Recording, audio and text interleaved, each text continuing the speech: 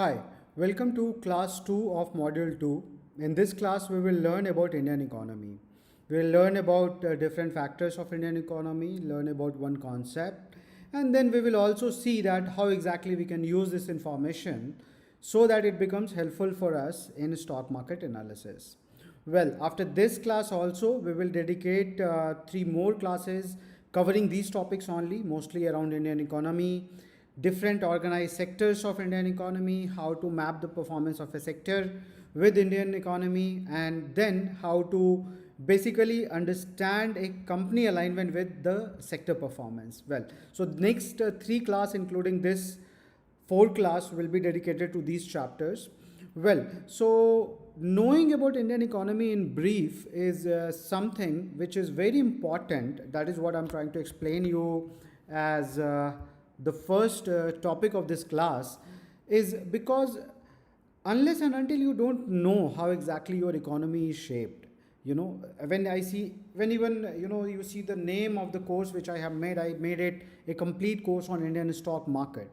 So Indian stock market you are learning so that you can generate better return from the market, right? But where would market generate the return from? Obviously, it will generate the return through the performance of the economy only. It will not generate the return from thin air. And that is why it becomes very important that you understand or know some basic facts of the Indian economy. Well, when you have an option to invest into India, you do have option to invest into other countries as well. And other country people also have an option to invest into India. That's where you heard about FIIs investing into India, right? So one of the best way to learn about something or to measure something is by comparing it with other people or the other economy. So we will learn by comparing Indian economy by US economy into this class, and then we will see the Indian economy performance on the timeline of last 70 years from the time we got independence, right? So when we have to go and understand about Indian economy, our GDP, according to our GDP, we are considered fifth largest economy of world. That is the nominal way, okay? If I see that what exactly is our ranking as per PPP, purchasing power parity, we comes down to third. Now you must be wondering what is PPP. So to understand this PPP, we will take 2 examples, okay? And we will try to understand through example first. Let's say one pizza in US cost $10. And do you think the same quality of pizza will cost 720 rupees in India just because 1 USD is equal to 72 rupees? Well, the answer could be no. Then if I say one pizza costing $10 in US, will you be able to buy it on 10 rupee? The answer is no again for this.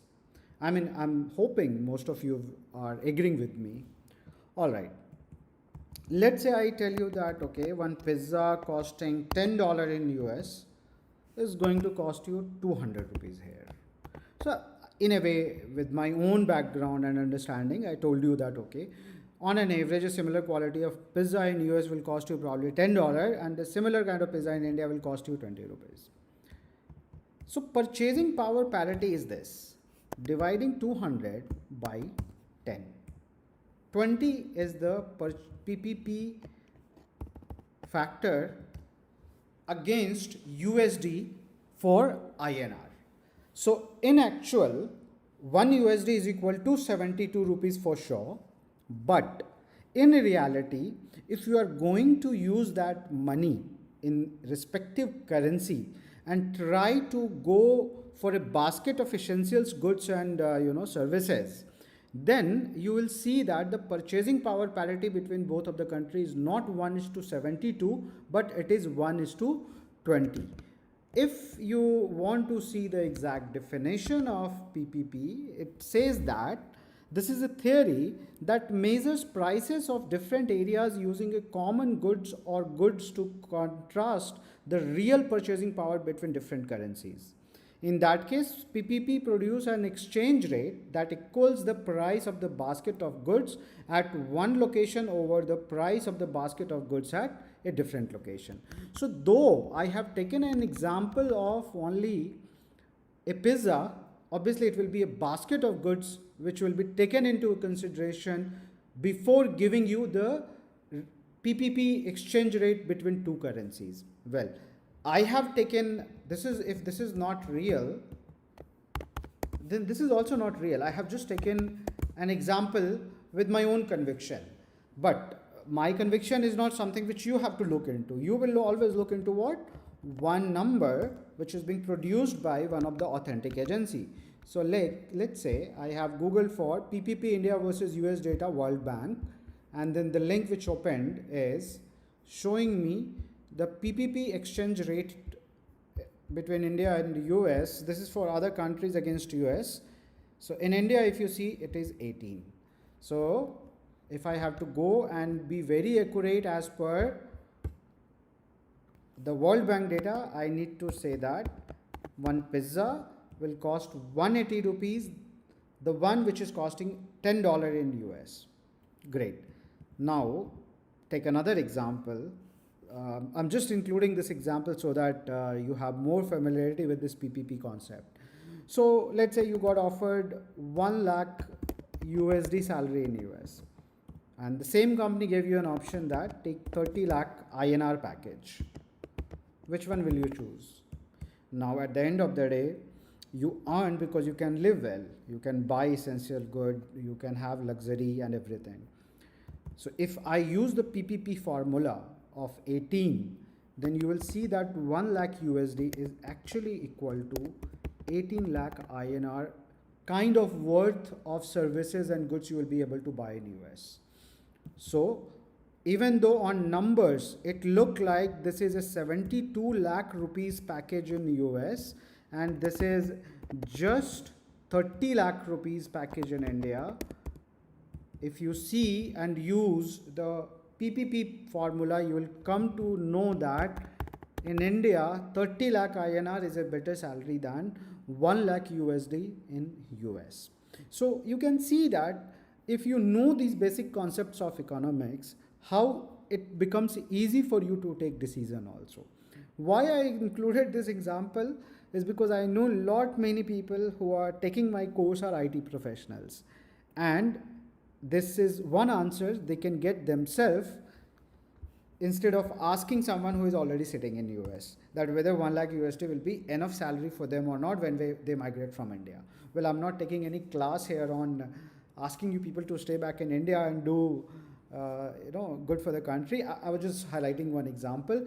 However, my belief is yes, this is our country, we have to stay back and work harder rather than just being very lucrative, chasing something which is very lucrative. Well, that was off the track from the class, but yeah, coming back to, so PPP wise, India is third largest economy, but when it comes to the actual USD term, we are fifth largest economy in the world. This looks very good that we are fifth largest economy or third largest economy as per PPP purchasing power parity, but if we go and see what is the per capita GDP, means one individual contribute how much to the GDP, that comes very low. So per capita GDP of India as per the actual is anything I guess like $2,500, and as per PPP formula we rank 119, and that's why you see so much of poverty around, because per capita GDP wise our ranking is really very, very low. Now we keep talking about becoming 5 trillion economy, and we sometime also keep talking about one day we will surpass US economy. So let's let's try to understand these two things also. Well, so you know how much India economy right now is? Now that you know India economy or India GDP, you can go and search for India GDP. So it's 2.6 lakh crore USD, which comes to $2.6 trillion. Well, Indian economy, if you go and search,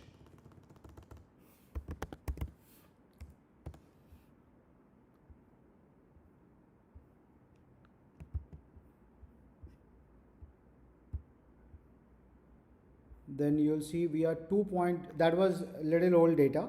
Now this is the real data. So 2019 nominal GDP is 2.93 trillion, right? So 2.93 trillion is your Indian economy GDP. Well, if you have to reach 5 trillion economy and the current rate of GDP which I shown you in last class is 4.5. So if you use compound interest calculator and see that how much time it is going to take, 2.9, if we are growing at 4.5% every year, let's say if we take 12 as a factor,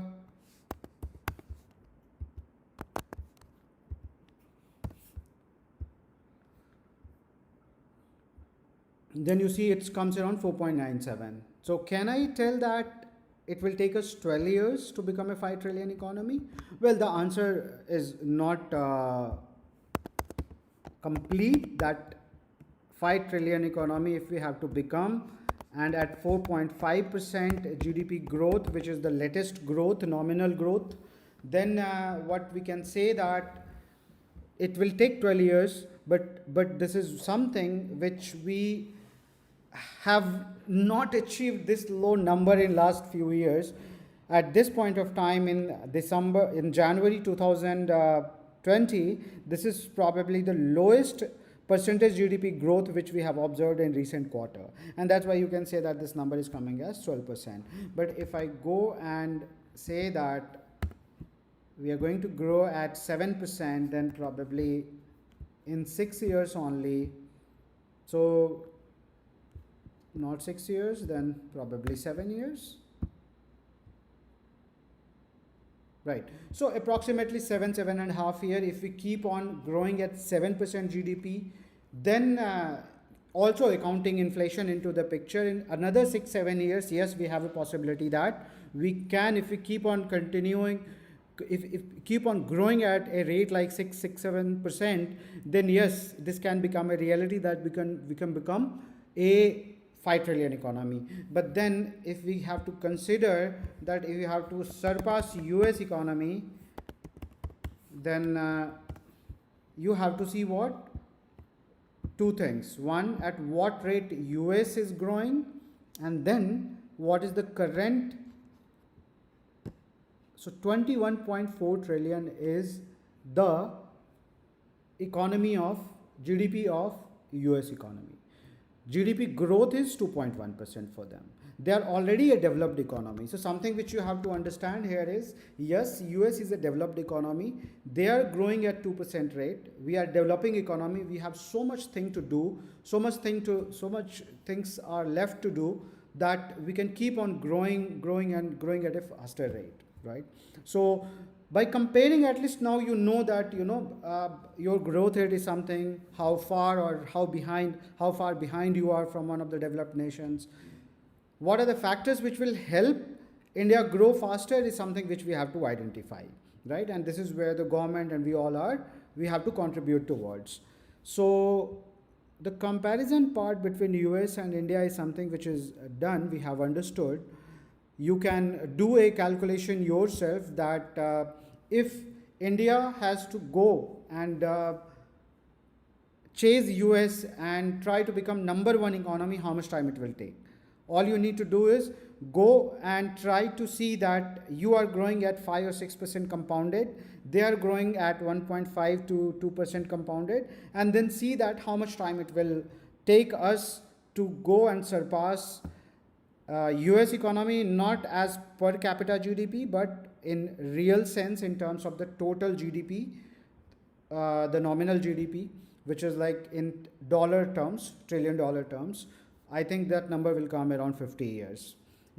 and that is not a guarantee that your per capita GDP will be better. What does it mean? You may surpass even US, in longer run, because your growth rate may be high and you may continue to grow. However, there is a very high chance that the day you will become a developed nation also, your growth rate will also go down.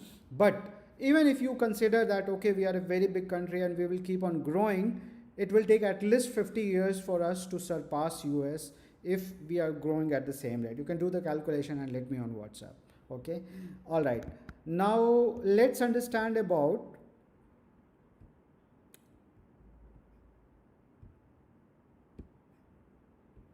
our timeline on which Indian economy has, uh, taken shape in different forms. So I have divided this Indian economy into two part. One is pre-liberalization period, which is between 1947 and 1991. Well, if I have to define this era, I'll define it by two statements from two big, stalwart figures of India. One is Mr. Nehru, who was our first prime minister, and and this is his statement.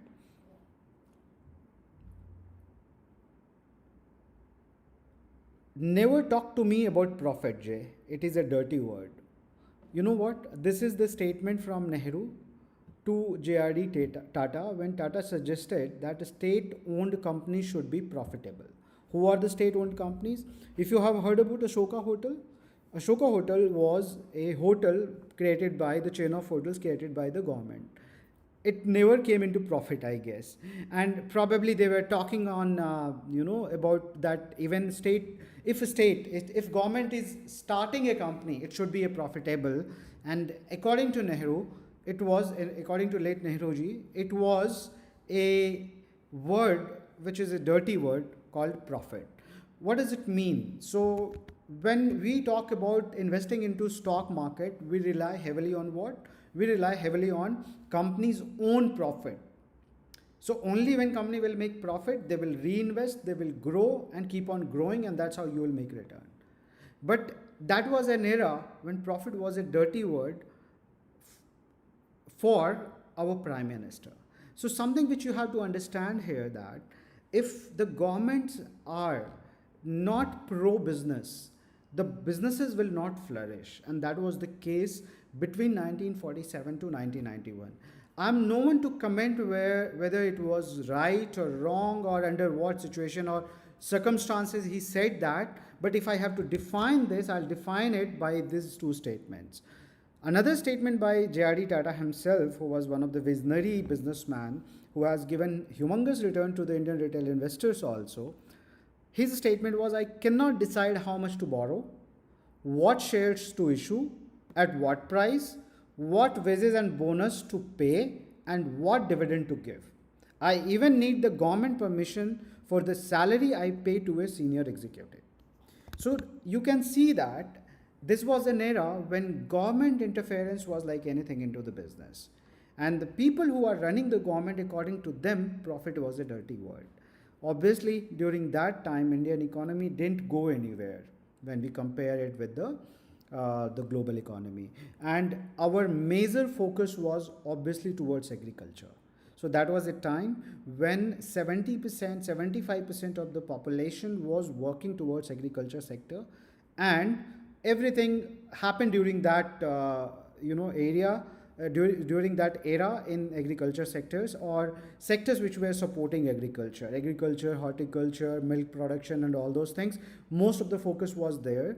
Companies were opened by government, and government used to be very strict in terms of giving licenses or permission to do free business in India. Well, this was also inspired because of the Soviet Union. So we were very friendly with Russia that time.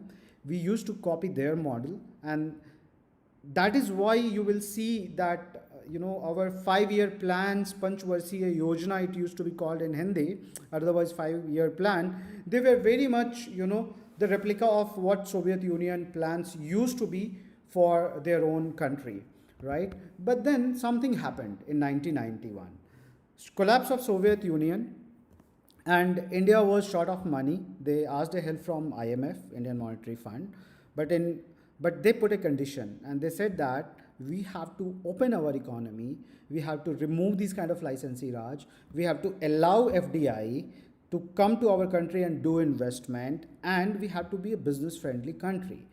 And we had no other choice but go. I mean, again, I'm not making or forming any opinion here. All I'm trying to give you is something which has happened. They are not my words also. I have taken it from the web only and mostly from wiki. So, collapse of Soviet Union and condition put by IMF forced us to come into an area where we have to open the doors for the FDI and remove this licensee Raj so that people can do business freely.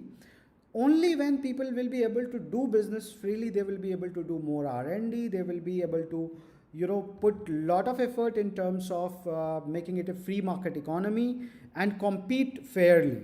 And then government role became to providing a sustainable business environment for the people, and so that they can do business, flourish in their business and grow. So profit is no more a dirty word, and that's why you will see that so many companies came after 90 and gave humongous return for lot many people. Well, let's know a bit more here through this graph. So if you can see that this was our GDP, right? And can you see the sharp increase in India GDP after 1991? This was the result of globalization and liberalization. I was talking about agriculture sector, that after independence and before 1991, since we were not a business friendly country, our major population was involved into agriculture and they were contributing maximum in the GDP. In GDP class, in previous class, when I was explaining you GDP, I told you that you have agriculture, you have industry, you have services who contribute to the total of GDP. So the contribution in our GDP by agriculture sector was more than 50% in 1950, which has came down to 14% in 2014-2015. And this graph is of services. Services means IT services, someone giving medical services, BPOs. So everything where you are not producing something but exchanging your services against monetary terms, that is also a big contributor into the economy. It used to be only 30%. On these services were mostly the internal services. I mean, services consumed by Indians and given also by the Indians, So we used to have only 30%, and now the services contribution is around 59% in India to the overall GDP.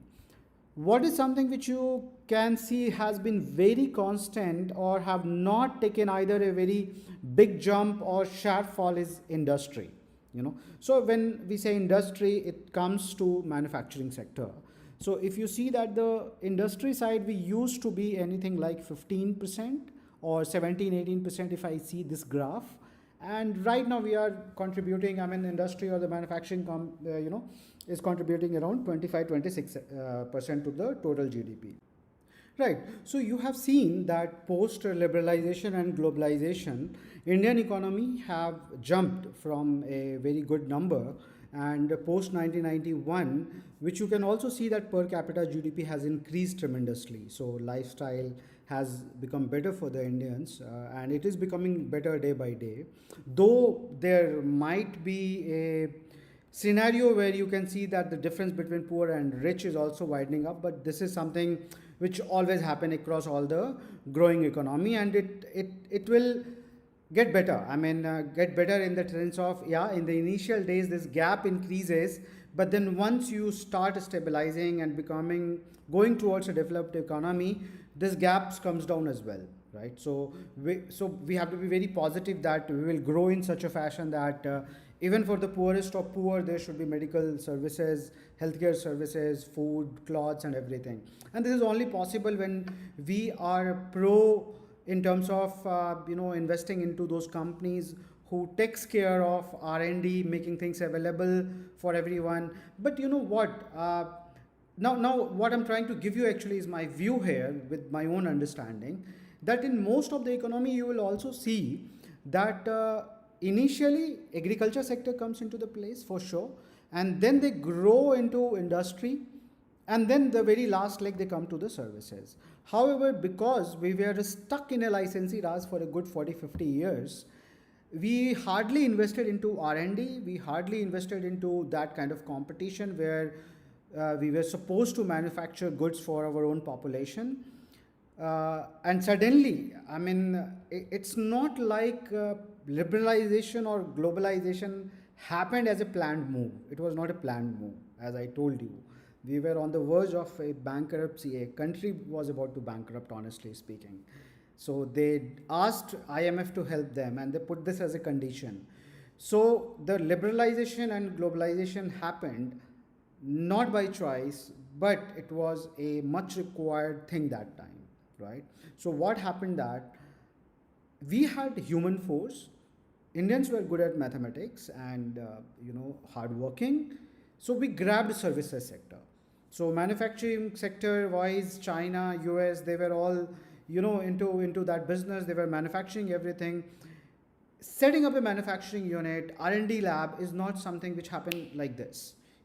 It requires time and effort. So what happened that our major workforce went to services. We opened IT companies, did really well into that sector. So this is something we have to learn from the history, that there was a major event which happened and one specific sector got benefited by that, and everybody who invested into the companies like TCS, Infosys, Wipro or other IT companies of that time, they made humongous return, anything like 25 to 30% CAGR. We will learn about this when we will learn how to map the sector performance with economy performance or economy cycle.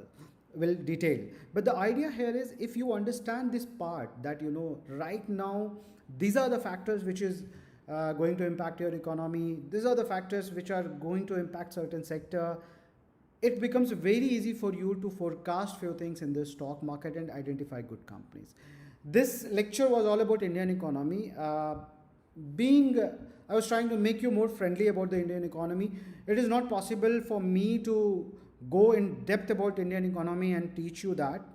But the effort was more to make you aware with the certain points of Indian economy, where we are standing and how exactly it has gone through.